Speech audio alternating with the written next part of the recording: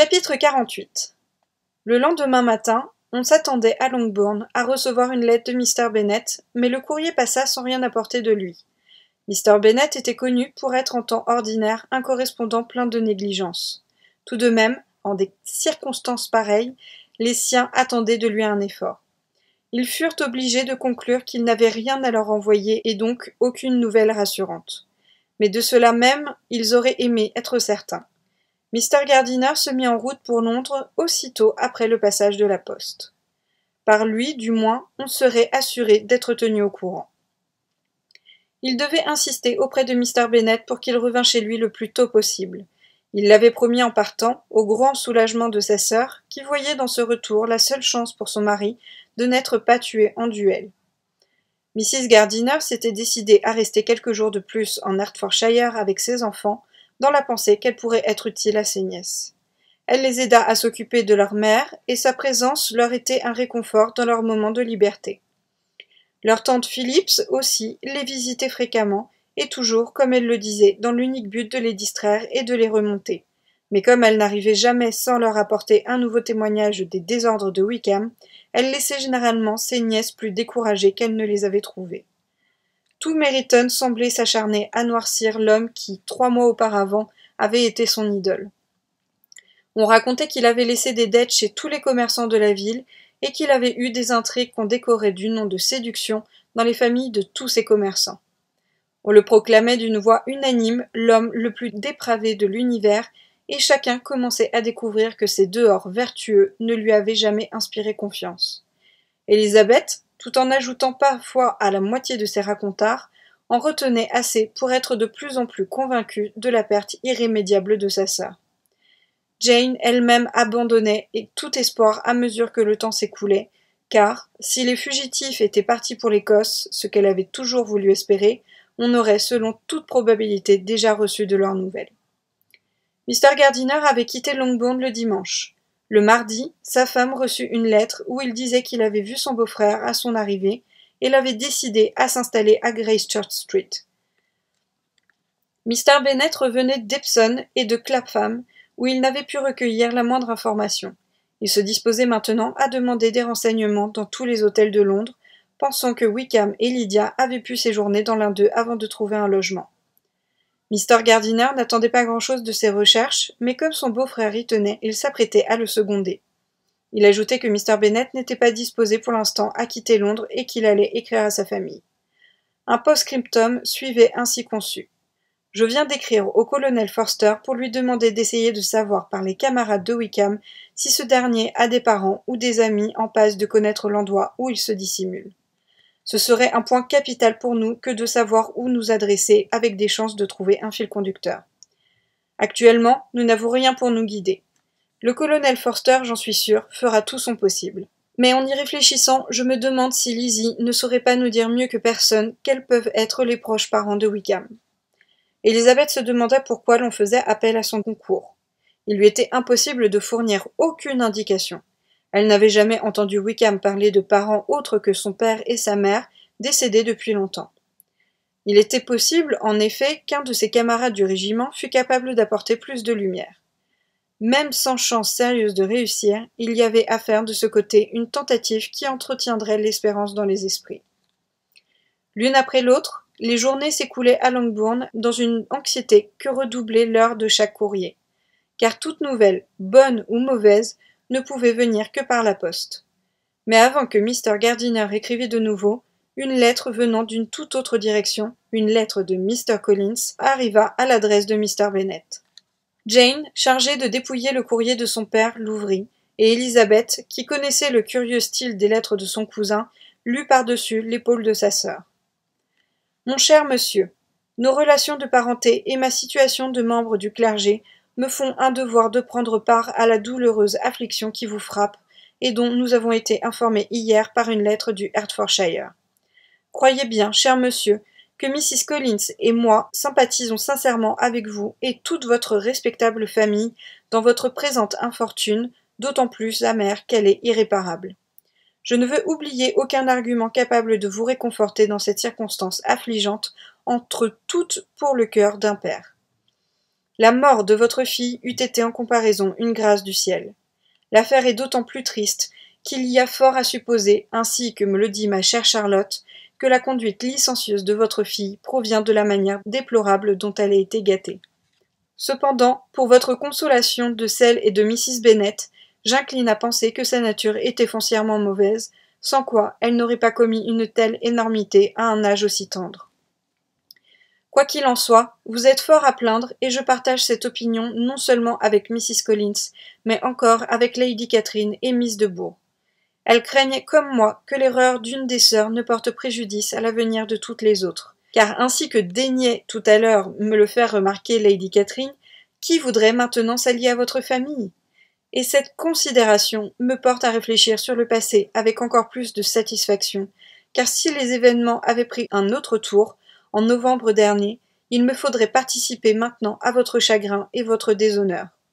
Laissez-moi vous conseiller, cher monsieur, de reprendre courage, de rejeter loin de votre affection une fille indigne, et de la laisser recueillir les fruits de son coupable égarement. Croyez, cher monsieur, etc. Mr. Gardiner ne réécrivit qu'après avoir reçu la réponse du colonel Forster, mais il n'avait rien de satisfaisant à communiquer. On ne connaissait à Wickham aucun parent avec qui il entretint des rapports, et très certainement il n'avait plus de famille proche. Il ne manquait pas de relations banales, mais depuis son arrivée au régiment, on ne l'avait vu se lier intimement avec personne. L'état pitoyable de ses finances était pour lui un puissant motif de se cacher, qui s'ajoutait à la crainte d'être découvert par la famille de Lydia. Le bruit se répandait qu'il avait laissé derrière lui des dettes de jeu considérables. Le colonel Forster estimait qu'il faudrait plus de 1000 livres pour régler ses dépenses à Brighton. Il devait beaucoup en ville, mais ses dettes d'honneur étaient plus formidables encore. Mr. Gardiner n'essayait pas de dissimuler ses faits. Jane les apprit avec horreur. « Quoi? Wickham, un joueur? C'est inouï, s'écria-t-elle. Je ne m'en serais jamais douté. » La lettre de Mr. Gardiner annonçait aux jeunes filles le retour probable de leur père le lendemain, même qui était un samedi. Découragé par l'insuccès de ses tentatives, il avait cédé aux instances de son beau-frère qui l'engageait à retourner auprès des siens en lui laissant le soin de poursuivre ses recherches à Londres. Cette détermination ne causa pas à Mrs. Bennet la joie à laquelle on s'attendait, après les craintes qu'elle avait manifestées pour l'existence de son mari. Comment? Il revient sans cette pauvre Lydia? Il quitte Londres avant de les avoir retrouvés? Qui donc, s'il s'en va, se battra avec Wickham pour l'obliger à épouser Lydia? Comme Mrs. Gardiner désirait retourner chez elle, il fut convenu qu'elle partirait avec ses enfants le jour du retour de Mr. Bennet. La voiture les transporta donc jusqu'au premier relais et revint à Longbourn avec son maître. Mrs. Gardiner repartait non moins intriguée au sujet d'Elizabeth et de son amie de Pemberley qu'elle l'avait été en quittant le Derbyshire. Le nom de Darcy n'était plus jamais venu spontanément aux lèvres de sa nièce, et le demi-espoir qu'elle-même avait formé de voir arriver une lettre de lui s'était évanoui. Depuis son retour, Elizabeth n'avait rien reçu qui parût venir de Pemberley. En vérité, on ne pouvait faire aucune conjecture d'après l'humeur d'Elizabeth, son abattement s'expliquant assez par les tristesses de la situation présente. Cependant, celle-ci voyait assez clair en elle-même pour sentir que si elle n'avait pas connu Darcy, elle aurait supporté la crainte du déshonneur de Lydia avec un peu moins d'amertume, et qu'une nuit d'insomnie sur 2 lui aurait été épargnée. Lorsque Mr. Bennet arriva chez lui, il paraissait avoir repris son flegme et sa philosophie habituelle. Aussi peu communicatif que de coutume, il ne fit aucune allusion à l'événement qui avait motivé son départ, et ses filles n'eurent pas le courage de lui en parler elles-mêmes. C'est seulement l'après-midi, lorsqu'il les rejoignit pour le thé, qu'Élisabeth osa aborder le sujet, mais lorsqu'elle lui eut exprimé brièvement son regret de tout ce qu'il avait dû supporter, il répliqua. « Ne parlez pas de cela. Comme je suis responsable de ce qui s'est passé, il est bien juste que j'en souffre. » « Ne soyez pas trop sévère pour vous-même, protesta Élisabeth. C'est charitable à vous de me prémunir contre un tel danger. Non, Lizzie, laissez-moi sentir au moins une fois dans mon existence combien j'ai été répréhensible. Ne craignez point de me voir accablée par ce sentiment qui passera toujours assez tôt. Croyez-vous qu'il soit à Londres? Je le crois. Où pourrait-il être mieux caché? Et Lydia souhaitait beaucoup aller à Londres, remarqua Kitty. Elle peut être satisfaite alors, dit son père froidement, car elle y demeurera sans doute quelque temps. Après un court silence, il reprit. Lizzie, je ne vous en veux pas d'avoir eu raison contre moi. L'avis que vous m'avez donné au mois de mai, et qui se trouve justifié par les événements, dénote un esprit clairvoyant. » Ils furent interrompus par Jane qui venait chercher le thé de sa mère. « Quelle aimable mise en scène, et que cela donne l'élégance au malheur. J'ai bonne envie, moi aussi, de m'enfermer dans ma bibliothèque, en bonnet de nuit et en robe de chambre, et de donner tout l'embarras possible à mon entourage. Mais peut-être puis-je attendre pour cela que Kitty se fasse enlever à son tour. » « Mais je n'ai pas l'intention de me faire enlever, papa, répliqua Kitty d'un ton vexé. Et si jamais je vais à Brighton, je m'y conduirai beaucoup mieux que Lydia. »« Vous, aller à Brighton ? Mais je ne voudrais pas vous voir aller même à Eastbourne pour un empire. Non, Kitty. J'ai appris enfin la prudence, et vous en sentirez les effets. Aucun officier désormais ne sera admis à franchir le seuil de ma maison, ni même à passer par le village. Les bals seront absolument interdits, à moins que vous n'y dansiez qu'avec vos sœurs, et vous ne sortirez des limites du parc que lorsque vous aurez prouvé que vous pouvez consacrer 10 minutes par jour à une occupation raisonnable. » Kitty, qui prenait toutes ces menaces à la lettre, fondit en larmes. « Allons, allons, ne pleurez pas, lui dit son père. Si vous êtes sage, d'ici une quinzaine d'années, je vous promets de vous mener à une revue. » Chapitre 49. 2 jours après le retour de Mr. Bennet, Jane et Elizabeth se promenaient ensemble dans le bosquet derrière la maison, lorsqu'elles virent venir la femme de charge. La croyant envoyée par leur mère pour les appeler, les 2 jeunes filles allèrent à sa rencontre, mais Mrs. Hill dit en s'adressant à Jane. « Excusez-moi de vous déranger, mademoiselle, mais je pensais qu'on avait reçu de bonnes nouvelles de Londres, et je me suis permis de venir m'en enquérir auprès de vous. »« Que voulez-vous dire, Hill ? Nous n'avons rien reçu de Londres. » « Comment, mademoiselle » s'écria Mrs. Hill stupéfaite. « Vous ne saviez donc pas qu'il est arrivé par monsieur un exprès envoyé par Mr. Gardiner ? Il est là depuis une demi-heure et il a remis une lettre à mon maître. » Les jeunes filles couraient déjà vers la maison. Elles traversèrent le hall et se précipitèrent dans la salle à manger, et de là dans la bibliothèque. Leur père ne se trouvait nulle part. Elles allaient monter chez leur mère quand elles rencontrèrent le valet de chambre. « Si vous cherchez monsieur, mesdemoiselles, il est parti vers le petit bois. » Sur cette indication, elles s'élancèrent hors de la maison et traversèrent la pelouse en courant pour rejoindre leur père qui, d'un pas délibéré, se dirigeait vers un petit bois qui bordait la prairie. Jane, moins légère et moins habituée à courir qu'Elizabeth, fut bientôt distancée, tandis que sa sœur, tout essoufflée, rattrapait son père et lui demandait avidement. « Oh, papa, quelle nouvelle, quelle nouvelle! Vous avez bien reçu quelque chose de mon oncle. » »« Oui, un exprès vient de m'apporter une lettre de lui. »« Eh bien, quelle nouvelle contient-elle? Bonne ou mauvaise ? » ?»« Que peut-on attendre de bon ? » dit-il en tirant la lettre de sa poche. « Mais peut-être préférez-vous lire vous-même ce qu'il m'écrit. » Elizabeth lui prit vivement la lettre des mains. À ce moment, Jane les rejoignit. « Lisez-la tout haut, dit Mr. Bennet, car c'est à peine si je sais moi-même ce qu'elle contient.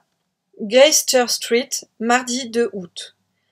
Mon cher frère, enfin il m'est possible de vous envoyer des nouvelles de ma nièce, et j'espère que, somme toute, elles vous donneront quelque satisfaction. Samedi, peu après votre départ, j'ai été assez heureux pour découvrir dans quelle partie de Londres il se cachait. Je passe sur les détails que je vous donnerai de vive voix. Il suffit que vous sachiez qu'ils sont retrouvés. Je les ai vus tous les 2. Alors c'est bien comme je l'espérais, s'écria Jane. Ils sont mariés. Je les ai vus tous les 2. Ils ne sont pas mariés, et je n'ai pas découvert que le mariage entrât dans leurs projets, mais si vous êtes prêts à remplir les engagements que je me suis risqué à prendre pour vous, je crois qu'il ne tardera pas à avoir lieu. Tout ce qu'on vous demande est d'assurer par contrat à votre fille sa part des 5 000 livres qui doivent revenir à vos enfants après vous, et promettre en outre de lui servir annuellement une rente de 100 livres votre vie durant. Étant donné les circonstances, j'ai cru pouvoir souscrire sans hésiter à ces conditions, dans la mesure où je pouvais m'engager pour vous. Je vous envoie cette lettre par exprès afin que votre réponse m'arrive sans aucun retard. Vous comprenez facilement par ces détails que la situation pécuniaire de Wickham n'est pas aussi mauvaise qu'on le croit généralement. Le public a été trompé sur ce point, et je suis heureux de dire que les dettes une fois réglées, il restera un petit capital qui sera porté au nom de ma nièce. Si, comme je le suppose, vous m'envoyez plein pouvoir pour agir en votre nom, je donnerai mes instructions à Egerstone pour qu'il dresse le contrat. Je ne vois pas la moindre utilité à ce que vous reveniez à Londres. Aussi, demeurez donc tranquillement à Longbourn et reposez-vous sur moi.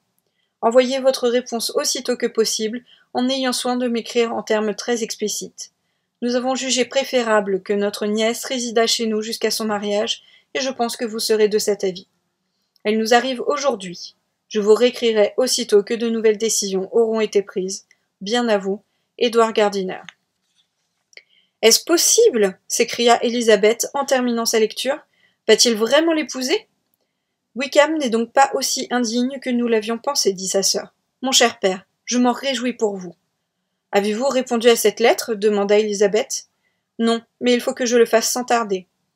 Oh, père, revenez vite écrire cette lettre. Pensez à l'importance que peut avoir le moindre délai. Voulez-vous que j'écrive pour vous, si cela vous ennuie de le faire, proposa Jane. Cela m'ennuie énormément, mais il faut que cela soit fait. Là-dessus, il fit volte-face et revint vers la maison avec ses filles. Puis-je vous poser une question, dit Élisabeth. Ces conditions, il n'y a sans doute qu'à s'y soumettre. S'y soumettre? Je suis seulement honteux qu'il demande si peu. Et il faut absolument qu'il se marie? Tout de même, épouser un homme pareil. Oui, il faut qu'il se marie.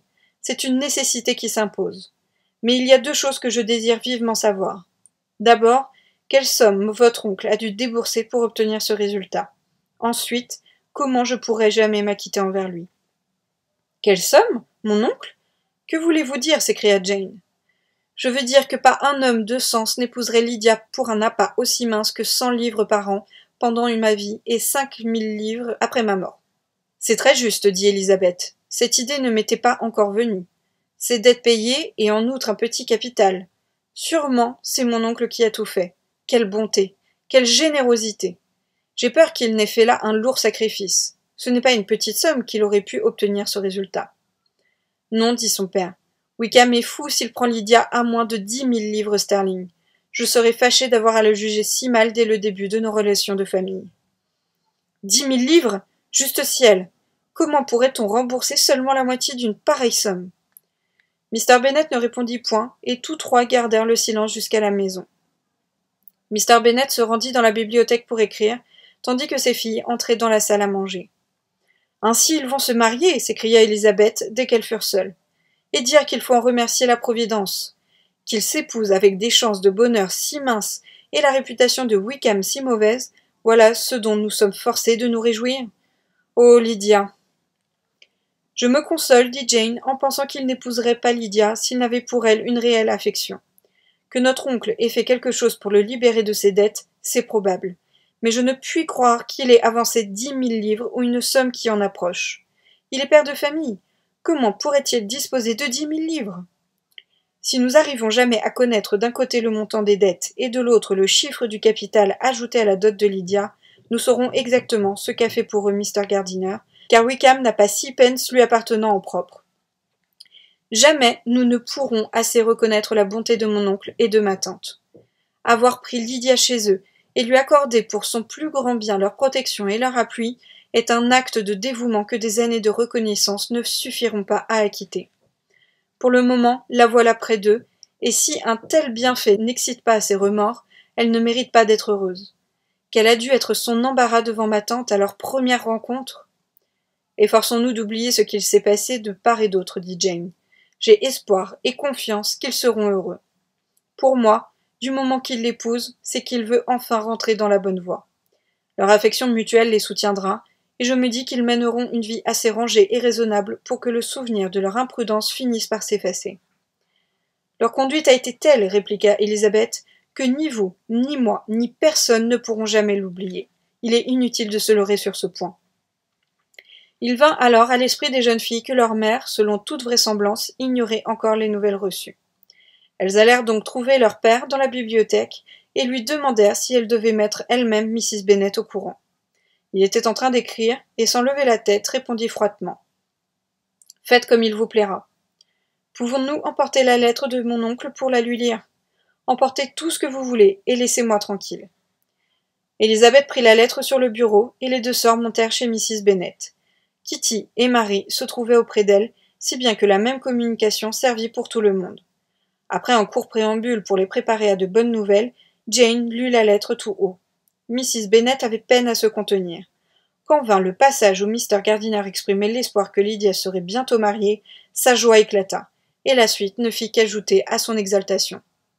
Le bonheur la bouleversait aussi violemment que l'inquiétude et le chagrin l'avaient tourmentée. « Ma Lydia, ma chère petite Lydia !» s'exclama-t-elle. « Quelle joie! Elle va se marier! Je la reverrai! Elle va se marier à 16 ans! Oh, mon bon frère! Je savais bien qu'il arrangerait tout! Comme il me tarde de la revoir, et de revoir aussi ce cher Wickham! Mais les toilettes de noces! Je vais écrire tout de suite à ma sœur Gardiner pour qu'elle s'en occupe. Lizzie, mon enfant, courez demander à votre père combien il lui donnera. Non, restez, j'y vais moi-même. Sonnez Hill, Kitty, je m'habille à l'instant.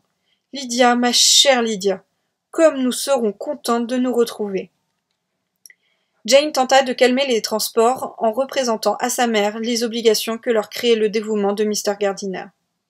Car, dit-elle, nous devons pour une bonne part attribuer cet heureux dénouement à la générosité de mon oncle. Nous sommes persuadés qu'il s'est engagé à aider pécuniairement Mr. Wickham. Eh bien, s'écria sa mère, c'est très juste. Qui pouvait mieux le faire que l'oncle de Lydia? S'il n'avait pas de famille, toute sa fortune devrait revenir à moi et à ses enfants.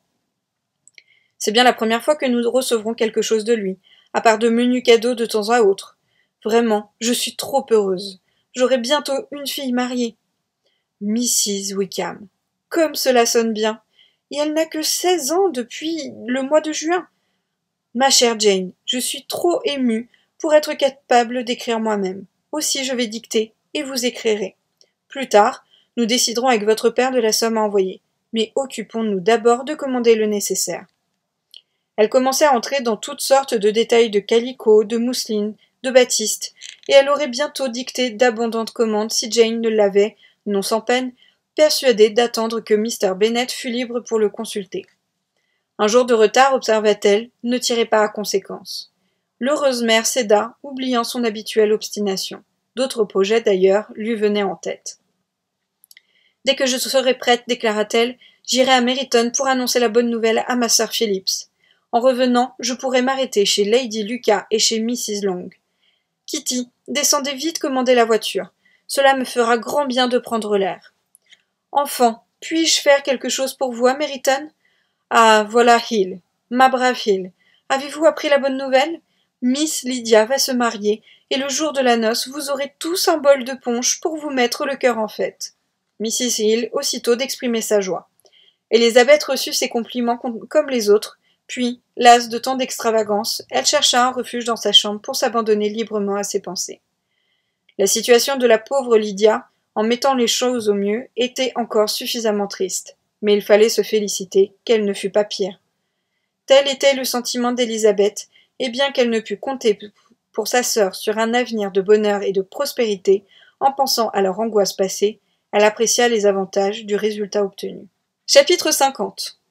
Durant les années écoulées, Mr. Bennet avait souvent regretté qu'au lieu de dépenser tout son revenu, il n'eût pas mis de côté chaque année une petite somme pour assurer après lui la possession d'un capital à ses filles et à sa femme, si celle-ci lui survivait. Il le regrettait aujourd'hui plus que jamais. S'il avait rempli ce devoir, Lydia, à cette heure, ne devrait pas à son oncle l'honneur et la dignité qu'on était en train d'acheter pour elle, et c'est lui-même qui aurait la satisfaction d'avoir décidé un des jeunes hommes les moins estimables de la Grande-Bretagne à devenir le mari de sa fille.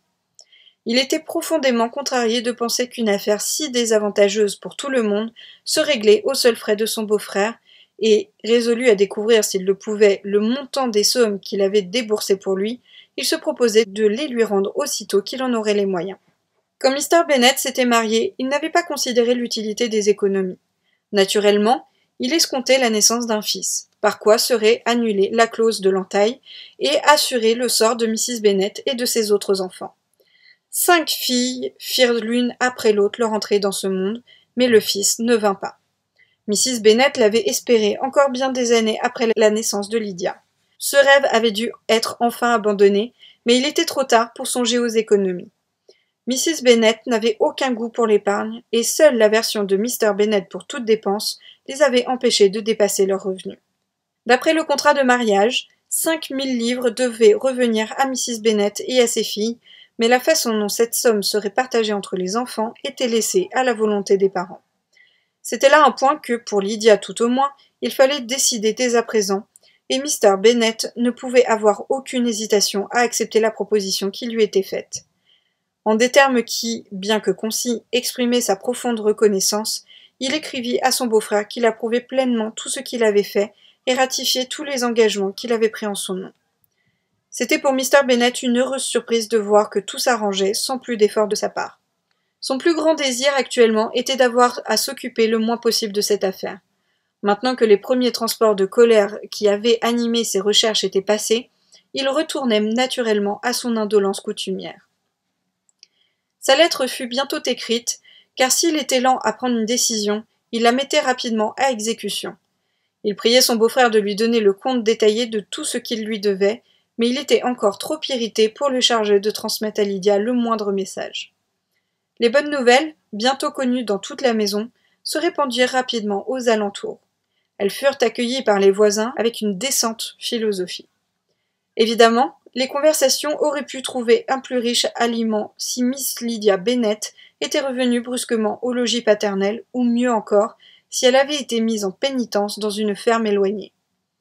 Mais son mariage fournissait encore une ample matière à la médisance, et les vœux exprimés par les vieilles dames acrimonieuses de Meryton ne perdirent pas beaucoup de leur fiel par suite du changement de circonstances, car, avec un pareil mari, le malheur de Lydia pouvait être considéré comme certain. Il y avait 15 jours que Mrs. Bennet gardait la chambre, mais en cet heureux jour, elle reprit sa place à la table de famille dans des dispositions singulièrement joyeuses. Aucun sentiment de honte ne venait diminuer son triomphe. Le mariage d'une de ses filles, son vœu le plus cher depuis que Jane avait 16 ans, allait s'accomplir. Elle ne parlait que de tout ce qui figure dans des noces somptueuses. Fine mousseline, équipage et serviteurs. Elle passait en revue toutes les maisons du voisinage pouvant convenir à sa fille, et sans qu'elle sût ni considérât quel pourrait être le budget du jeune ménage, rien ne pouvait la satisfaire. Hyde Park ferait l'affaire si les Goulding s'en allaient, ou la grande maison à Stoke si le jardin était un peu plus vaste. Mais Ashworth est trop loin. Je ne pourrais supporter l'idée d'avoir Lydia à 10 miles de chez nous. Quant à Purvis Lodge, le toit de la maison est trop laid. Son mari la laissa parler sans l'interrompre tant que les domestiques restèrent pour le service, mais quand ils se furent retirés, il lui dit « Mrs. Bennet, avant de retenir pour votre fille et votre gendre une ou plusieurs de ces maisons, tâchons d'abord de nous entendre. Il y a une maison en tout cas où ils ne mettront jamais les pieds. Je ne veux pas avoir l'air d'approuver leur coupable folie en les recevant à Longbourn. » Cette déclaration provoqua une longue querelle, mais Mr. Bennet tint bon et ne tarda pas à en faire une autre qui frappa Mrs. Bennet de stupéfaction et d'horreur. Il dit qu'il n'avancerait pas une guinée pour le trousseau de sa fille et affirma que Lydia ne recevrait pas de lui la moindre marque d'affection en cette circonstance. Mrs. Bennet n'en revenait pas. Elle ne pouvait concevoir que la colère de son mari contre sa fille pût être poussée au point de refuser à celle-ci un privilège sans lequel, lui semblait-il, le mariage serait à peine valide. Elle était plus sensible pour Lydia au déshonneur qu'il y aurait à se marier sans toilette neuve qu'à la honte de s'être enfuie et d'avoir vécu 15 jours avec Wickham avant d'être sa femme. Élisabeth regrettait maintenant d'avoir confié à Mr. Darcy, dans un moment de détresse, les craintes qu'elle éprouverait pour sa sœur. Puisqu'un prompt mariage allait mettre fin à son aventure, on pouvait espérer en cacher les malheureux préliminaires à ceux qui n'habitaient pas les environs immédiats. Elle savait que rien ne serait ébruité par lui. Il y avait peu d'hommes dont la discrétion lui inspirât autant de confiance. Mais en même temps, il y en avait bien peu à qui elle aurait tenu davantage à cacher la fragilité de sa sœur, non cependant à cause du préjudice qui pouvait en résulter pour elle-même, car entre elle et Darcy, il y avait désormais, semblait-il, un abîme infranchissable.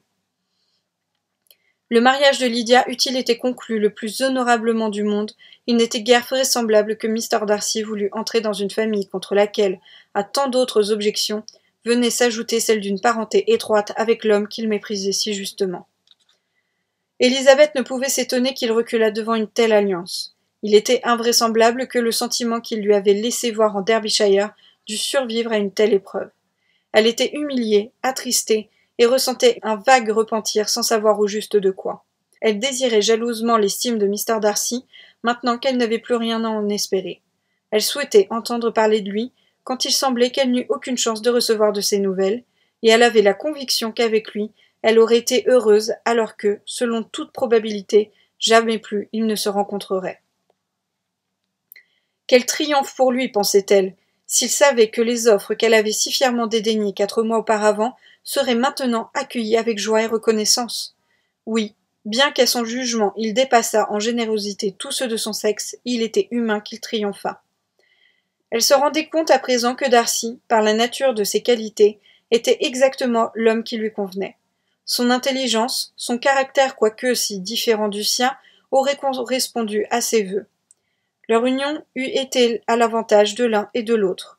La vivacité et le naturel d'Élisabeth auraient adouci l'humeur de Darcy et donné plus de charme à ses manières.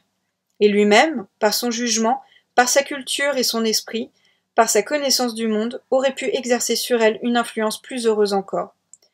Mais on ne devait pas voir une telle union offrir au public l'image fidèle de la félicité conjugale. Une autre, d'un caractère tout différent, allait se former dans sa famille qui excluait pour la première toute chance de se réaliser.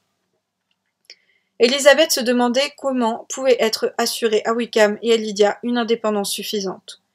Mais il lui était aisé de se représenter le bonheur instable dont pouvaient jouir deux êtres qu'avait seul rapproché la violence de leur passion. Une nouvelle lettre de Mr. Gardiner arriva bientôt. Au remerciement de Mr. Bennet, il répondait brièvement par l'assurance de l'intérêt qu'il portait à tous les membres de la famille, et demandait pour conclure de ne pas revenir sur ce sujet. Le but principal de sa lettre était d'annoncer que Mr. Wickham était déterminé à quitter la milice. Depuis que le mariage a été décidé, c'était mon vif désir de lui voir prendre ce parti. Vous penserez sans doute comme moi que ce changement de milieu est aussi opportun pour ma nièce que pour lui. Mr. Wickham a l'intention d'entrer dans l'armée régulière et il a d'anciens amis qui sont prêts à appuyer sa demande. On lui a promis un brevet d'enseigne dans un régiment du Nord. La distance entre ce poste et notre région n'est pas un désavantage. Il paraît bien disposé et je veux croire que, dans un autre milieu, le souci de sauvegarder leur réputation les rendra tous deux plus circonspects. J'ai écrit au colonel Forster pour l'informer de nos présents arrangements et le prier de satisfaire les créanciers de Wickham à Brighton et aux environs par la promesse d'un règlement rapide pour lequel je me suis engagé. Voulez-vous prendre la peine de donner la même assurance à ces créanciers à Meryton, dont vous trouverez ci-joint la liste remise par lui-même. Il nous a déclaré toutes ses dettes. J'aime à croire du moins qu'il ne nous a pas trompés. À Garston, à nos ordres, et tout ceci sera prêt d'ici une 8aine de jours. Wickham et sa femme partiront alors pour rejoindre le régiment, à moins qu'ils ne soient d'abord invités à Longbourn, et ma femme me dit que Lydia désire ardemment vous revoir, tous avant son départ pour le Nord. Elle va bien et me charge de ses respects pour vous et pour sa mère. Vôtre, Edward Gardiner. Mr. Bennet et ses filles voyaient aussi clairement que Mr. Gardiner combien il était heureux que Wickham quittât le régiment de la milice. Mais Mrs. Bennet était beaucoup moins satisfaite. Voir Lydia s'établir dans le nord de l'Angleterre juste au moment où elle était si joyeuse et si fière à la pensée de l'avoir près d'elle, quelle cruelle déception. Et puis quel dommage pour Lydia de s'éloigner d'un régiment où elle connaissait tout le monde. Elle aimait tant Mrs. Forster, soupira-t-elle, qu'il lui sera très dur d'en être séparée. Il y avait aussi plusieurs jeunes gens qui lui plaisaient beaucoup. Dans ce régiment du Nord, les officiers seront peut-être moins aimables. La demande que faisait Lydia d'être admise à revoir sa famille avant son départ fut d'abord accueillie de la part de son père par un refus péremptoire, mais Jane et Elizabeth désiraient vivement pour le bien, ainsi que pour la réputation de leur sœur, qu'elle fût traitée moins durement, et elles pressèrent leur père avec tant d'insistance, de douceur et de raison de recevoir les jeunes époux à Longbourn, qu'il finit par se laisser persuader. Leur mère eut donc la satisfaction d'apprendre qu'elle pourrait exhiber la jeune mariée à tout le voisinage avant son lointain exil. En répondant à son beau-frère, Mr. Bennet envoya la permission demandée, et il fut décidé qu'au sortir de l'église, le jeune couple prendrait la route de Longbourn. Élisabeth fut surprise cependant que Wickham consentit à cet arrangement. En ce qui la concernait, à ne consulter que son inclination, une rencontre avec lui était bien la dernière chose qu'elle eût souhaitée. Le jour du mariage de Lydia, Jane et Élisabeth se sentirent certainement plus émues que la mariée elle-même. La voiture fut envoyée à la rencontre du jeune couple qui devait arriver pour l'heure du dîner. Les sœurs aînées appréhendaient le moment de se revoir, Jane en particulier, qui prêtait à la coupable les sentiments qu'elle aurait éprouvés à sa place et souffrait elle-même de ce qu'elle devait endurer. Ils arrivèrent. Toute la famille était réunie dans le petit salon pour les accueillir. Le visage de Mrs. Bennet n'était que sourire. Celui de son mari restait grave et impénétrable. Les jeunes filles se sentaient inquiètes, anxieuses et mal à l'aise. La voix de Lydia se fit entendre dans l'antichambre, la porte s'ouvrit brusquement, et il se précipita dans le salon. Sa mère s'avança pour la recevoir dans ses bras et l'embrassa avec transport, puis tendit la main avec un affectueux sourire à Wickham qui suivait sa femme, et leur exprima ses vœux avec un empressement qui montrait bien qu'elle ne doutait nullement de leur bonheur. L'accueil qu'ils reçurent ensuite de Mr. Bennet ne fut pas tout à fait aussi cordial. Sa raideur s'accentua, et c'est à peine s'il ouvrit la bouche. La désinvolture du jeune couple lui déplaisait extrêmement. Elle indignait Élisabeth et choquait Jane elle-même. Lydia était toujours Lydia, aussi intrépide, aussi exubérante, aussi bruyante, aussi indomptable que jamais. Elle allait d'une sœur à l'autre en réclamant leurs félicitations, et quand à la fin tout le monde fut assis, elle se mit à regarder le salon et prenant note de quelques changements qu'on y avait apportés, observa en riant qu'il y avait bien longtemps qu'elle ne s'était pas trouvée dans cette pièce. Wickham ne montrait pas plus d'embarras, mais il avait des manières si charmantes que si sa réputation et son mariage n'avaient donné lieu à aucun blâme, l'aisance souriante avec laquelle il se réclamait de leur nouvelle parenté aurait ravi tout le monde. Élisabeth ne revenait pas d'une telle assurance et se disait qu'il était vain d'imaginer une limite à l'audace d'un homme impudent. Elle et Jane se sentaient rougir, mais sur le visage de ceux qui étaient la cause de leur confusion, elles ne voyaient aucun changement de couleur. La conversation ne languissait pas. La mariée et sa mère ne pouvaient chacune parler avec assez de volubilité, et Wickham, qui se trouvait assis à côté d'Élisabeth, se mit à lui demander des nouvelles de toutes les personnes qu'il connaissait dans le voisinage avec un air naturel, et souriant qu'elle fut incapable de prendre elle-même pour lui répondre. Sa femme et lui ne paraissaient avoir que de joyeux souvenirs, et Lydia abordait volontairement des sujets auxquels ses sœurs n'auraient voulu pour rien au monde faire allusion. « Songez qu'il y a déjà 3 mois que je suis partie, s'écria-t-elle. Il me semble qu'il y a seulement 15 jours, et pourtant les événements n'ont pas manqué pendant ces quelques semaines. Dieu du ciel, me doutais-je quand je suis partie que je reviendrais mariée, bien que je me sois dit quelquefois que ce serait joliment amusant si cela arrivait. » Ici, son père fronça les sourcils. Jane paraissait au supplice, tandis qu'Élisabeth fixait sur Lydia des regards significatifs. Mais celle-ci, qui ne voyait ni entendait ce qu'elle voulait voir ou entendre, continua gaiement. « Oh, maman, sait-on seulement par ici que je me suis mariée aujourd'hui? J'avais peur que non. Aussi, comme nous avons dépassé sur la route le cabriolet de William Goulding, j'ai baissé la glace, ôté mon gant et posé la main sur le rebord de la portière afin qu'il pût voir mon alliance, et j'ai fait des saluts et des sourires à n'en plus finir. » Élisabeth n'en put supporter davantage. Elle s'enfuit du salon et ne revint que lorsqu'elle entendit tout le monde traverser le hall pour gagner la salle à manger. Elle y arriva à temps pour voir Lydia se placer avec empressement à la droite de sa mère en disant à sa sœur aînée « Maintenant, Jane, vous devez me céder votre place puisque je suis une femme mariée. » Il n'y avait pas lieu de croire que le temps donnerait à Lydia la réserve dont elle se montrait si dépourvue dès le commencement. Son assurance et son impétuosité ne faisaient qu'augmenter. Il lui tardait de voir Mrs. Phillips, les Lucas, tous les voisins et de s'entendre appeler Mrs. Wickham. En attendant, elle s'enfuit après le repas exhiber son alliance et faire parade de sa nouvelle dignité devant Mrs. Hill et les 2 servantes. « Eh bien, maman, dit-elle quand tous furent revenus dans le petit salon, que dites-vous de mon mari? N'est-ce pas un homme charmant? Je suis sûre que mes sœurs m'envient, et je leur souhaite d'avoir seulement moitié autant de chance que moi. Il faudra qu'elles aillent toutes à Brighton. C'est le meilleur endroit pour trouver des maris. Quel dommage que nous n'y soyons pas allées toutes les 5. C'est bien vrai, et si cela n'avait dépendu que de moi? Mais, ma chère Lydia, cela me déplaît beaucoup de vous voir partir si loin. Est-ce absolument nécessaire? Je crois que oui, mais j'en suis très contente. Vous et papa viendrez nous voir ainsi que mes sœurs. Nous serons à Newcastle tout l'hiver. Il y aura sûrement des bals et je m'engage à fournir mes sœurs de danseurs agréables. Quand vous partirez, vous pourrez nous en laisser 1 ou 2 et je me ferai forte de leur trouver des maris avant la fin de l'hiver. Je vous remercie pour ma part, dit Élisabeth, mais je n'apprécie pas spécialement votre façon de trouver des maris. Le jeune couple ne devait pas rester plus de 10 jours. Mr. Wickham avait reçu son brevet avant son départ de Londres et devait avoir rejoint son régiment avant la fin de la quinzaine. Personne, à part Mrs. Bennet, ne regrettait la brièveté de leur séjour. Elle employait tout ce temps à faire des visites avec sa fille et à organiser chez elle de nombreuses réceptions qui firent plaisir à tout le monde, certains membres de la famille ne demandant qu'à éviter l'intimité.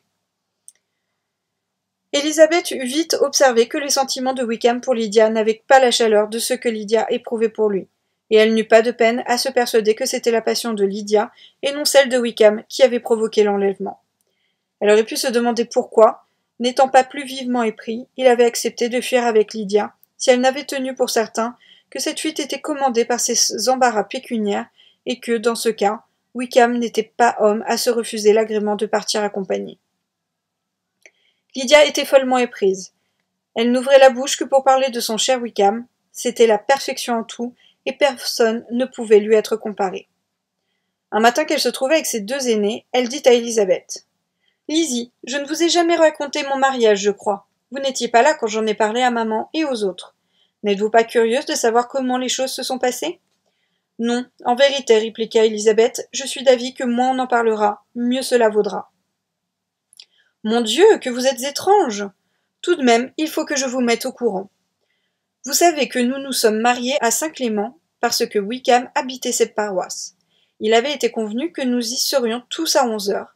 Mon oncle, ma tante et moi devions nous y rendre ensemble, et les autres nous ont rejoints à l'église.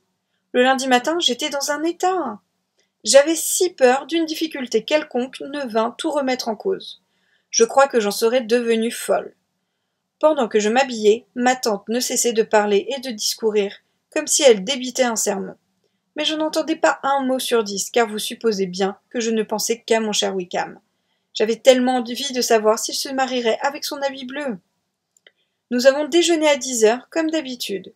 Il me semblait que l'aiguille de la pendule n'avançait pas, car il faut vous dire que l'oncle et la tante ont été aussi désagréables que possible tout le temps que je suis restée avec eux. Vous me croirez si vous voulez, mais on ne m'a pas laissé sortir une seule fois pendant toute cette quinzaine. Pas une petite réunion, rien, rien. Assurément, Londres était à ce moment assez vide, mais enfin, le petit théâtre était encore ouvert. Pour en revenir à mon mariage, la voiture arrivait devant la porte lorsque mon oncle fut demandé par cet affreux homme, Mr. Stone, et vous savez qu'une fois ensemble, ils n'en finissent plus. J'avais une peur terrible de les voir oublier l'heure, ce qui aurait fait remettre mon mariage au lendemain, et nous ne pouvions nous passer de mon oncle qui devait me conduire à l'hôtel. Heureusement, il est revenu au bout de 10 minutes et l'on s'est mis en route. Depuis, j'ai réfléchi que si mon oncle avait été retenu, le mariage aurait pu quand même avoir lieu, car Mr. Darcy aurait très bien pu le remplacer. « Mr. Darcy » répéta Élisabeth abasourdie. « Mais oui, vous savez qu'il devait venir avec Wickham. Oh mon Dieu, j'ai oublié que je ne devais pas vous souffler mot de cela. Je l'avais si bien promis. Que veut dire Wickham? C'était un tel secret. » « S'il en est ainsi, dit Jane, ne nous dites pas un mot de plus, et soyez assurés que je ne chercherai pas à en savoir davantage. » Certainement, appuya Élisabeth, qui pourtant était dévorée de curiosité, nous ne vous poserons pas de questions. Merci, dit Lydia, car si vous m'en posiez, je vous dirais tout, et Wickham serait très fâché. Devant cet encouragement, Élisabeth, pour pouvoir tenir sa promesse, fut obligée de se sauver dans sa chambre. Mais demeurer dans l'ignorance de ce qui s'était passé était chose impossible, ou du moins il était impossible de ne pas chercher à se renseigner. Ainsi, Mr. Darcy avait assisté au mariage de sa sœur. Les suppositions les plus extravagantes traversèrent l'esprit d'Élisabeth sans qu'aucune pût la satisfaire. Celle qui lui plaisait davantage parce qu'elle donnait une grande noblesse à la conduite de Mr. Darcy lui semblaient les plus invraisemblables. Incapable de supporter plus longtemps cette incertitude, elle saisit une feuille de papier et écrivit à sa tante une courte lettre où elle lui priait de lui expliquer les paroles échappées à Lydia. Vous comprendrez facilement combien je suis curieuse de savoir comment un homme qui ne nous est nullement apparenté, qui n'est même pas un ami de notre famille, pouvait se trouver parmi vous dans une telle circonstance. Je vous en prie, écrivez-moi tout de suite pour me donner cette explication, à moins que vous n'ayez de très sérieuses raisons pour garder le secret, comme Lydia semblait le croire nécessaire. Dans ce cas, je tâcherai de m'accommoder de mon ignorance. Pour cela certainement non, se dit Élisabeth elle-même, et elle termina sa lettre ainsi. Mais je dois vous prévenir, ma chère tante, que si vous ne me renseignez pas d'une manière honorable, j'en serai réduite à employer des ruses et des stratagèmes pour découvrir la vérité. Jane avait une délicatesse trop scrupuleuse pour reparler avec Élisabeth de ce que Lydia avait laissé échapper. Élisabeth n'en était pas fâchée. Jusqu'au moment où elle aurait appris quelque chose, elle préférait se passer de confidente. Chapitre 52. Élisabeth eut la satisfaction de recevoir une réponse dans les plus courts délais. Dès qu'elle l'eut en main, Elle se hâta de gagner le petit bois où elle courait le moins de risque d'être dérangée, et, s'asseyant sur un banc, se prépara à contenter sa curiosité. Le volume de la lettre l'assurait en effet par avance que sa tante ne répondait pas à sa demande par un refus. Gracechurch Street, le 6 septembre. Ma chère nièce, je viens de recevoir votre lettre et je vais consacrer toute ma matinée à y répondre, car je prévois que quelques lignes ne suffiraient pas pour tout ce que j'ai à vous dire. Je dois vous avouer que votre question me surprend. N'allez pas me croire fâchée. Je veux seulement dire que je n'aurais pas cru que vous eussiez besoin, vous, de faire cette enquête. Si vous préférez ne pas me comprendre, excusez mon indiscrétion. Votre oncle est aussi surpris que moi-même, et la seule conviction qu'en cette affaire vous étiez une des parties intéressées l'a décidé à agir comme il l'a fait. Mais si réellement votre innocence et votre ignorance sont complètes, je dois me montrer plus explicite. Le jour même où je rentrais de Longbourn, votre oncle recevait une visite des plus inattendues. Celle de Mr. Darcy, qui vint le voir et resta enfermé plusieurs heures avec lui. Il venait lui annoncer qu'il avait découvert où se trouvait votre sœur et Wickham, qu'il les avait vus et s'était entretenu avec eux, plusieurs fois avec Wickham et une fois avec Lydia. D'après ce que j'ai compris, il avait quitté le Derbyshire le lendemain même de notre départ et était venu à Londres avec la résolution de se mettre à leur recherche. Le motif qu'il en a donné, c'est qu'il était convaincu que c'était sa faute si l'indignité de Wickham n'avait pas été suffisamment publiée pour empêcher toute jeune fille de bonne famille de lui donner son amour et sa confiance. Il accusait généreusement son orgueil, confessant qu'il lui avait semblé au-dessus de lui de mettre le monde au courant de ses affaires privées. Sa réputation devait répondre pour lui. Il estimait donc de son devoir d'essayer de réparer le mal qu'il avait involontairement causé. J'ajoute que s'il avait un autre motif, je suis persuadée qu'il était tout à son honneur. Quelques jours s'étaient passés avant qu'il pût découvrir les fugitifs. Mais il possédait sur nous un grand avantage, celui d'avoir un indice pour le guider dans ses recherches, et le sentiment de cet avantage avait été une raison de plus pour le déterminer à nous suivre. Il connaissait à Londres une dame, une certaine Mrs. Young, qui avait été quelque temps gouvernante de Miss Darcy, et qui avait été remerciée pour un motif qu'il ne nous a pas donné. À la suite de ce renvoi, elle avait pris une grande maison dans Edward Street, et gagné sa vie en recevant des pensionnaires. Mr. Darcy savait que cette Mrs. Young connaissait intimement Wickham, et, en arrivant à Londres, il était allé la voir pour lui demander des renseignements sur lui, mais il s'était passé 2 ou 3 jours avant qu'il pût obtenir d'elle ce qu'il désirait. Cette femme voulait évidemment se faire payer la petite trahison qu'on lui demandait, car elle savait où était son ami. Wickham, en effet, était allé la trouver dès son arrivée à Londres, et si elle avait eu de la place, elle les aurait reçus tous deux dans sa maison. À la fin, cependant, notre ami si dévoué obtint le renseignement désiré et se rendit à l'adresse qu'elle lui avait indiquée. Il vit d'abord Wickham, et ensuite insista pour voir Lydia.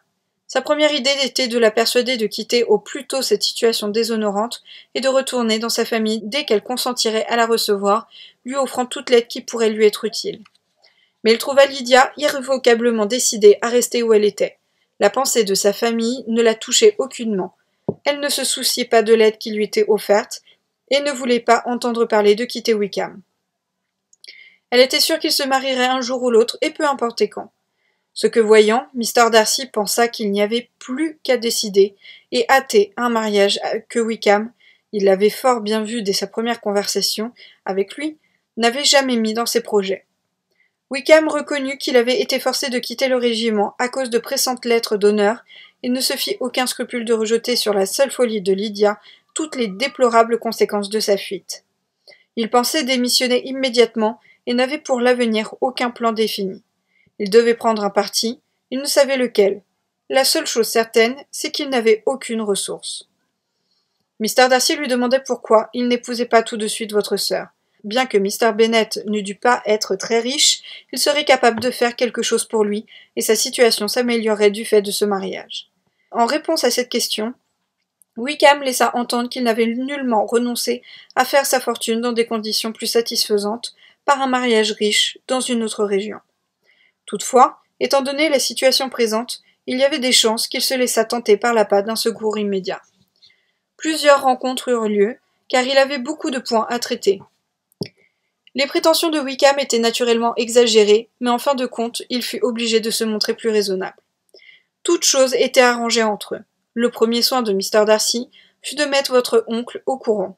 Il vint pour le voir à Gracechurch Street, la veille de mon retour, mais on lui répondit que Mr. Gardiner n'était pas visible, qu'il était occupé avec votre père et que celui-ci quittait Londres le lendemain matin. Mr. Darcy, jugeant préférable de se concerter avec votre oncle plutôt qu'avec votre père, remit sa visite au lendemain et partit sans avoir donné son nom. Le samedi soir, il revint, et c'est alors qu'il eut avec votre oncle le long entretien dont je vous ai parlé. Ils s'en rencontrèrent encore le dimanche, et cette fois je le vis aussi. Mais ce ne fut pas avant le lundi que tout se trouva réglé, et aussitôt le message vous fut envoyé à Longbourn. Seulement, notre visiteur s'est montré terriblement têtu. Je crois, Lizzie, que l'obstination est son grand défaut. On lui en a reproché bien d'autres à différentes reprises, mais celui-ci doit être le principal. Tout ce qui a été fait, il a voulu le faire lui-même, et Dieu sait, je ne le dis pas pour provoquer vos remerciements, que votre oncle s'en serait chargé de grand cœur. Tous deux ont discuté à ce sujet interminablement, ce qui était plus que ne méritait le jeune couple en question.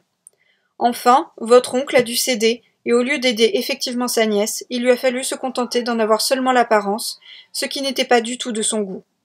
Aussi, votre lettre de ce matin, en lui permettant de dépouiller son plumage d'emprunt et de retourner les louanges à qui les mérite, lui a-t-elle causé grand plaisir. Mais Lizzie, il faut absolument que tout ceci reste entre vous et moi, et Jane à la grande rigueur. Vous savez sans doute ce qui a été fait pour le jeune ménage. Les dettes de Wickham, qui se montent, je crois, à beaucoup plus de 1000 livres sterling, doivent être payées, ainsi que son brevet d'officier. Et 1000 livres ajoutées à la dot de Lydia est placée en son nom. La raison pour laquelle Mr. Darcy a voulu faire seul tout ce qui était nécessaire est celle que je vous ai dite plus haut. C'est à lui, à sa réserve et à son manque de discernement, affirme-t-il, qu'on doit d'avoir été trompé sur la véritable personnalité de Wickham, et que celui-ci a pu être partout accueilli et fêté. Peut-être y a-t-il là quelque chose de vrai. Pourtant, je me demande si ce n'est pas la réserve d'une autre personne plutôt que la sienne qui doit surtout être mise en cause. Mais en dépit de tous ces beaux discours, vous pouvez être assurée, ma chère Lizzie, que votre oncle n'aurait jamais cédé si nous n'avions pas cru que Mr. Darcy avait un autre intérêt dans l'affaire.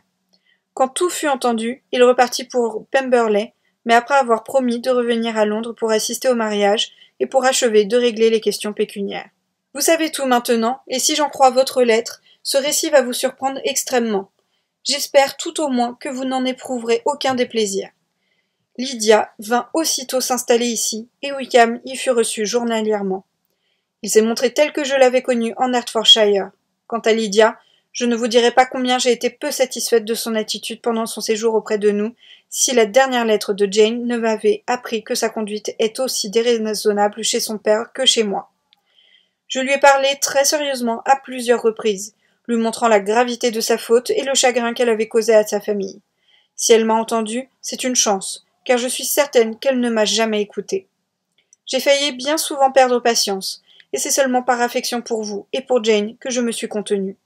Mr. Darcy a tenu sa promesse, et comme vous l'a dit Lydia, il assistait au mariage. Il a dîné chez nous le jour suivant, et devait quitter Londres mercredi ou jeudi. M'en voudrez-vous beaucoup, ma chère Lizzie, si je saisis cette occasion de vous dire, ce que je n'ai jamais osé jusqu'ici, quelle sympathie il m'inspire? Sa conduite à notre égard a été aussi aimable qu'en Derbyshire. Son intelligence, ses goûts, ses idées, tout en lui me plaît. Pour être parfait, il ne lui manque qu'un peu de gaieté, mais sa femme, s'il fait un choix judicieux, pourra lui en donner. Je l'ai trouvé un peu mystérieux, c'est à peine s'il vous a nommé. Le mystère paraît être à la mode. Pardonnez-moi, ma chérie, si j'ai trop d'audace, ou tout au moins, ne me punissez pas au point de me fermer la porte de Pemberley. Je ne serai tout à fait heureuse que quand j'aurai fait le tour du parc. Un petit Phaéton avec une jolie paire de poneys, voilà ce qu'il faudrait. Mais je m'arrête. Depuis une demi-heure, les enfants me réclament. À vous de tout cœur, Mr. Gardiner. La lecture de cette lettre jeta Élisabeth dans une agitation où l'on aurait su dire si c'était la joie ou la peine qui dominait.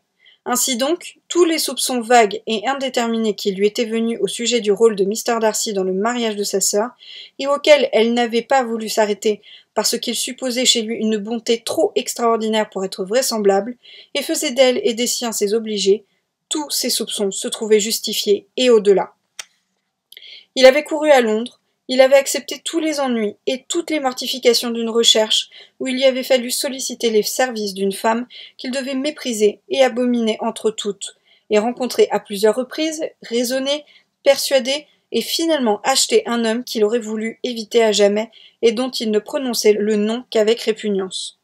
Il avait fait tout cela en faveur d'une jeune fille pour qui il ne pouvait avoir ni sympathie ni estime. Le cœur d'Élisabeth lui murmurait que c'était pour elle-même qu'il avait tout fait, mais convenait-il de s'abandonner à une si douce pensée?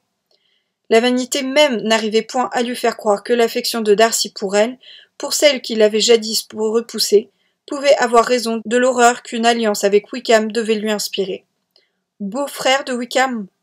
Quel orgueil, à l'idée d'un tel lien, ne se serait révolté! Avait-il donc donné le vrai motif de sa conduite? Après tout, il n'était pas invraisemblable qu'il se reconnût un tort et qu'il voulût réparer les effets de sa hautaine réserve. Il était généreux, il avait les moyens de l'être, et puis, sans croire qu'il eût pensé surtout à elle, Élisabeth pouvait supposer que l'affection qu'il lui gardait encore avait pu animer ses efforts dans une entreprise dont le résultat était pour elle si important. Mais combien il était pénible de penser qu'elle et les siens avaient contracté envers lui une dette qu'il ne pourrait jamais acquitter. C'est à lui qu'il devait le sauvetage de Lydia et de sa réputation. Comme Élisabeth se reprochait maintenant les sentiments d'antipathie et les paroles blessantes qu'elle avait eues pour lui. Elle avait honte d'elle-même, mais elle était fière de lui, fière que pour accomplir une tâche de pitié et d'honneur, il eût pu se vaincre lui-même. Elle relut plusieurs fois l'éloge qu'en faisait sa tante. Il était à peine suffisant, mais il la touchait et lui causait un plaisir mêlé de regret en lui montrant à quel point son oncle et sa tante étaient convaincus qu'il subsistait toujours, entre elle et Mr. Darcy, un lien d'affection et de confiance. Un bruit de pas l'attira de ses réflexions, et avant qu'elle eût pu prendre une autre allée, Wickham était près d'elle. « J'ai peur d'interrompre votre promenade solitaire, ma chère sœur, dit-il en l'abordant. Assurément, répondit-elle avec un sourire, mais il ne s'ensuit pas que cette interruption me soit déplaisante. Je serais navrée qu'elle le fût. Nous avons toujours été bons amis. Nous le serons encore davantage maintenant. Oui, certes, mais où sont donc les autres? Je n'en sais rien. Mrs. Bennet et Lydia vont en voiture à Meryton. Alors, ma chère sœur, j'ai appris pour votre oncle et votre tante que vous aviez visité Pemberley? Elle répondit affirmativement. Je vous envie presque ce plaisir. Je crois cependant que ce serait un peu pénible pour moi, sans quoi je m'y arrêterais en allant à Newcastle. Vous avez vu la vieille femme de charge? Pauvre Reynolds, elle m'aimait beaucoup. Mais naturellement, elle ne vous a pas parlé de moi. Si, pardon. Et que vous a-t-elle dit? Que vous étiez entré dans l'armée et qu'elle craignait fort que vous n'eussiez pas très bien tourné. À de telles distances, vous le savez, les nouvelles arrivent parfois fâcheusement défigurées. C'est certain, fit-il en se mordant les lèvres. Élisabeth espérait l'avoir réduit au silence, mais il reprit bientôt. J'ai été surpris de voir Darcy à Londres le mois dernier. Nous nous sommes croisés plusieurs fois. Je me demande ce qu'il pouvait bien y faire. Peut-être les préparatifs de son mariage avec Miss de Bourgh, dit Élisabeth. Il lui fallait en effet une raison toute particulière pour aller à Londres en cette saison. Assurément. L'avez-vous vu à Lambton? J'ai cru le comprendre d'après ce que m'ont dit les Gardiner. Oui, il nous a même présenté à sa sœur. Et elle vous a plu? Beaucoup. On m'a dit en effet qu'elle avait beaucoup gagné depuis 1 an ou 2. La dernière fois que je l'ai vue, elle ne promettait guère. Je suis heureux qu'elle vous ait plu. J'espère qu'elle achèvera de se transformer. J'en suis persuadée, elle a dépassé l'âge le plus difficile. Avez-vous traversé le village de Kimpton? Je ne puis me rappeler. Je vous en parle parce que c'est là que se trouve la cure que j'aurais dû obtenir. Un endroit ravissant, un presbytère superbe, cela m'aurait convenu à tous les points de vue. Même avec l'obligation de faire des sermons? Mais parfaitement. En m'exerçant un peu, j'en aurais eu bientôt pris l'habitude. Les regrets ne servent à rien, mais certainement, c'était la vie qu'il me fallait. Cette retraite, cette tranquillité auraient répondu à tous mes désirs. Le sort en a décidé autrement. Darcy vous a-t-il jamais parlé de cette affaire quand vous étiez dans le Kent?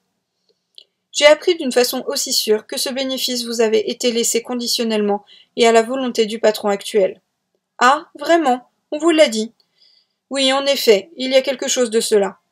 Vous vous souvenez que je vous l'avais raconté moi-même à notre première rencontre.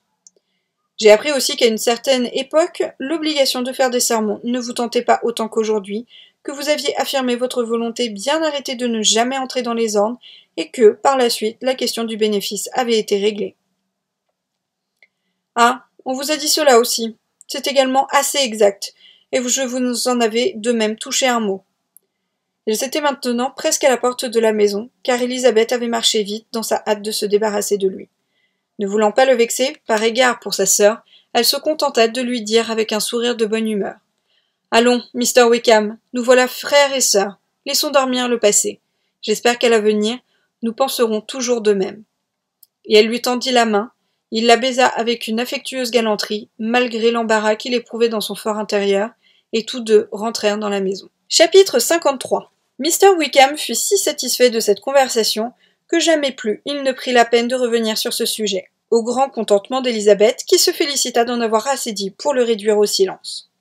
Le jour du départ du jeune ménage arriva bientôt, et Mrs. Bennet fut forcée de se résigner à une séparation qui, sans doute, allait être de longue durée.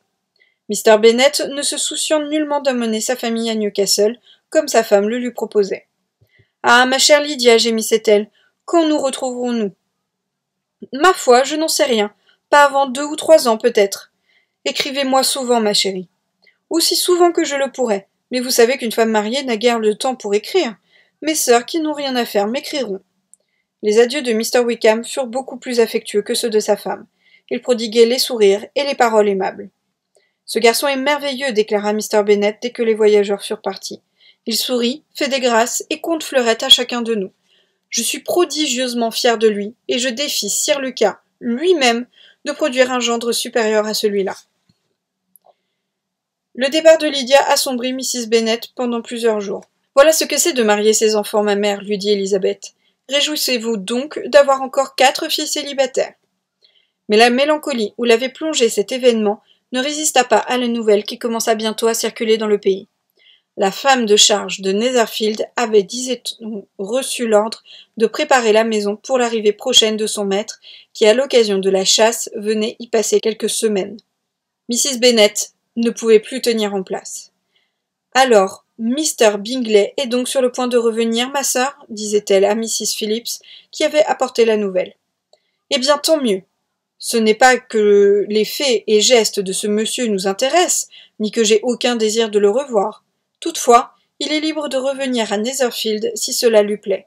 Et qui sait ce qui peut arriver? Mais cela ne nous importe peu. Vous vous rappelez que nous sommes convenus il y a longtemps de ne plus aborder ce sujet. Alors c'est bien certain qu'il va venir?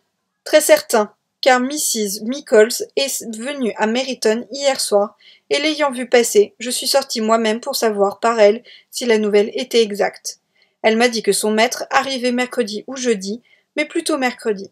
Elle allait chez le boucher de commander de la viande pour ce jour-là, et elle a heureusement 3 couples de canards bons à tuer. Jane n'aurait pu entendre parler du retour de Bingley sans changer de couleur. Depuis longtemps, elle n'avait pas prononcé son nom devant Elisabeth, mais ce jour-là, dès qu'elles furent seules, elle lui dit « J'ai bien vu que votre regard se tournait vers moi, Lizzie, quand ma tante nous a dit la nouvelle, et j'ai senti que je me troublais, mais n'allez pas attribuer mon émotion à une cause puérile. J'ai rougi simplement parce que je savais qu'on allait me regarder. Je vous assure que cette nouvelle ne me cause ni joie ni peine. Je me réjouis seulement de ce qu'ils viennent seuls. Nous le verrons ainsi fort peu. Ce ne sont pas mes sentiments que je redoute, mais les remarques des indifférents. » Elisabeth ne savait que penser. Si elle n'avait pas vu Bingley en Derbyshire, elle aurait pu supposer qu'il venait sans autre motif que celui qu'on annonçait. Mais elle était persuadée qu'il aimait toujours Jane et se demandait si son ami l'avait autorisé à venir ou s'il était aussi audacieux pour se passer de sa permission. En dépit des affirmations formelles de sa sœur, elle n'était pas sans voir que Jane était troublée. Son humeur était moins sereine et moins égale que de coutume. Le sujet qui avait mis aux prises Mr. et Mrs. Bennet 1 an auparavant se trouva remis en question. « Naturellement, dès que Mr. Bingley arrivera, vous irez le voir, mon ami. »« Certes non. Vous m'avez obligé à lui rendre visite l'an passé, en me promettant que si j'allais le voir, il épouserait une de mes filles. Comme rien de tel n'est arrivé, on ne me fera pas commettre une seconde fois la même sottise. » Sa femme lui représenta que c'était une politesse que tous les messieurs du voisinage ne pouvaient se dispenser de faire à Mr. Bingley à l'occasion de son retour. « C'est un usage que je trouve ridicule, » répliqua Mr. Bennet. « S'il a besoin de notre société, qu'il vienne lui-même.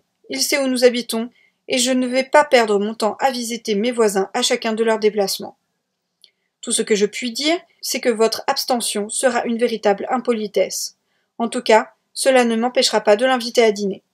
Nous devons recevoir bientôt Mrs. Long et les Goulding. Cela fera 13 en nous comptant. Il arrive à point pour faire le 14e. Rassérénée par cette décision, elle se sentit plus à même de supporter l'impolitesse de son mari, même s'il lui était très pénible de penser que ses voisins verraient Mr. Bingley avant eux. Le jour de son arrivée approchait, et Jane confia à sa sœur. « Je commence décidément à regretter son retour. Ce ne serait rien, je pourrais le revoir avec une parfaite indifférence, s'il ne fallait pas entendre parler de lui sans cesse. Ma mère est remplie de bonnes intentions, mais elle ne sait pas, personne ne peut savoir, combien toutes ces réflexions me font souffrir. Je serai certainement soulagée quand il repartira de Netherfield. » Enfin, Mr. Bingley arriva. Mrs. Bennet s'arrangea pour en avoir la première annonce par les domestiques, afin que la période d'agitation et d'émoi fût aussi longue que possible. Elle comptait les jours qui devaient s'écouler avant qu'elle pût envoyer son invitation, n'espérant pas le voir auparavant. Mais le 3e jour, au matin, de la fenêtre de son boudoir, elle l'aperçut à cheval qui franchissait le portail et s'avançait vers la maison. Ses filles furent appelées aussitôt pour partager son allégresse. « Quelqu'un l'accompagne, observa Kitty. Qui est-ce donc ? Eh ! Mais on dirait que c'est cet ami qui était toujours avec lui l'an passé. Mister. Comment s'appelle-t-il donc ? Vous savez, cet homme si grand et si hautain. Grand Dieu, Mr. Darcy, vous ne vous trompez pas. Tous les amis de Mr. Bingley sont les bienvenus ici, naturellement, mais j'avoue que la vue seule de celui-ci m'est odieuse. Jane regarda Elizabeth avec une surprise consternée. Elle n'avait pas su grand-chose de ce qui s'était passé en Derbyshire et se figurait l'embarras qui allait éprouver sa sœur dans cette première rencontre avec Darcy après sa lettre d'explication. Elizabeth avait, pour être troublée, plus de raison que ne le pensait Jane, à qui elle n'avait pas encore eu le courage de montrer la lettre de Mrs. Gardiner. Pour Jane, Mr. Darcy n'était qu'un prétendant qu'Elizabeth avait repoussé et dont elle n'avait pas su apprécier le mérite. Pour Elizabeth, c'était l'homme qui venait de rendre à sa famille un service inestimable et pour qui elle éprouvait un sentiment sinon aussi tendre que celui de Jane pour Bingley, du moins aussi profond et aussi raisonnable. Son étonnement en le voyant venir spontanément à Longbourn égalait celui qu'elle avait ressenti en le retrouvant si changé lors de leur rencontre en Derbyshire. La couleur qui avait quitté son visage y reparut plus ardente, et ses yeux brillèrent de joie à la pensée que les sentiments et les vœux de Darcy n'avaient peut-être pas changé. Mais elle ne voulut point s'y arrêter. « Voyons d'abord son attitude, se dit-elle. Après, je pourrai en tirer une conclusion. » Une affectueuse sollicitude la poussa à regarder sa sœur. Jane était un peu pâle, mais beaucoup plus paisible qu'elle ne s'y attendait. Elle rougit légèrement à l'entrée de deux jeunes gens, cependant elle les accueillit d'un air assez naturel et avec une attitude correcte où il n'y avait ni trace de ressentiment, ni excès d'amabilité. Elizabeth ne prononça que les paroles exigées par la stricte politesse et se remit à son ouvrage avec une activité inaccoutumée. Elle n'avait osé jeter qu'un coup d'œil rapide à Mr. Darcy. Il avait l'air aussi grave qu'à son habitude, plus semblable, pensa-t-elle, à ce qu'il était jadis qu'à ce qu'il s'était montré à Pemberley. Peut-être était-il moins ouvert devant sa mère que devant son oncle et sa tante. Cette supposition, bien que désagréable, n'était pas sans vraisemblance. Pour Bingley aussi, elle n'avait eu qu'un regard d'un instant, et pendant cet instant, il lui avait paru à la fois heureux et gêné. Mrs. Bennet le recevait avec des démonstrations qui faisaient d'autant plus rougir ses filles qu'elles s'opposaient à la froideur cérémonieuse qu'elle montrait à Darcy. Celui-ci, après avoir demandé à Elizabeth des nouvelles de Mr. et de Mrs. Gardiner, question à laquelle elle ne put répondre sans confusion, n'ouvrit presque plus la bouche.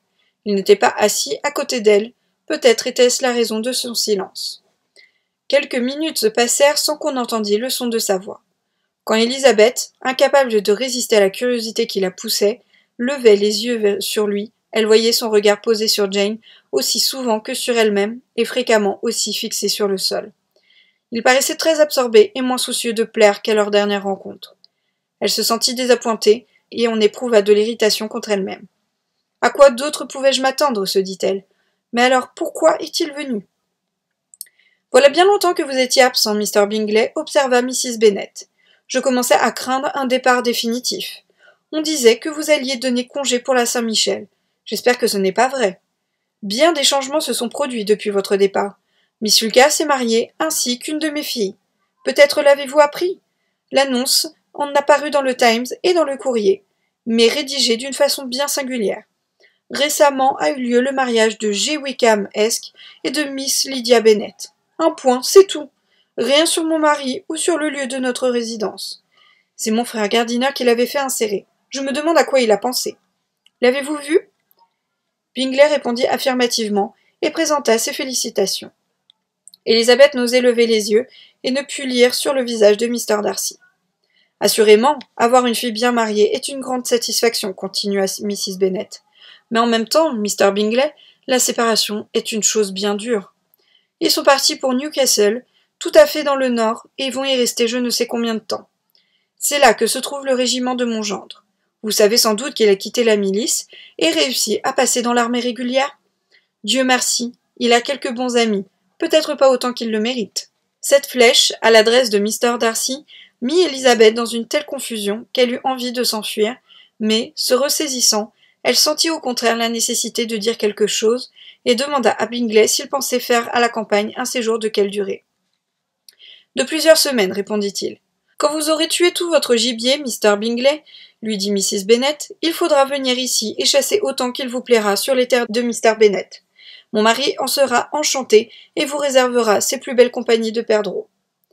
La souffrance d'Elisabeth s'accrut encore devant des avances aussi déplacées.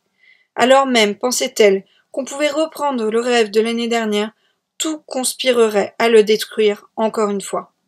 Et il lui sembla que des années de bonheur ne suffiraient pas pour les dédommager, elle et Jane, de ces instants de pénible mortification.